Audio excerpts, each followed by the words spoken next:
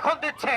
আমরা আন্দোলন করি জন্য আমাদের নামে আমাদেরকে লিগ্যাল নোটিশ দিয়েছে। কোথায় আমরা আমাদের ন্যায্য টাকা পাওয়ার জন্য আমরা কোথায় তাদের কাছে মানে আমরা পাবো সেইটা না করে বরং তারাই আমাদেরকে লিগ্যাল নোটিশ দেয়। আমরা কেন আন্দোলন করি?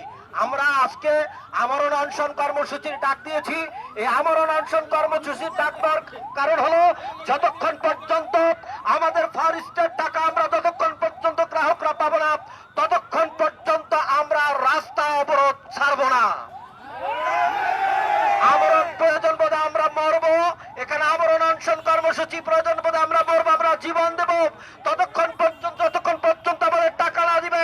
এখানে না খেয়ে আমরা মৃত্যুবরণ করলে এর দায়ভার ফরেস্ট ইসলামী লাইফ ইন্স্যুরেন্স এবং প্রশাসনকে দায়ভার নিতে হবে। আমরা আমাদের জমাকৃত টাকা যেহেতু ফরেস্ট ইসলামী লাইফ ইন্স্যুরেন্স এটা সরকার কর্তৃক নিবন্ধিত, যেহেতু সরকার লাইসেন্স দিয়েছে এর দায় সরকার এড়াতে পারে না। অবশ্যই সরকারকে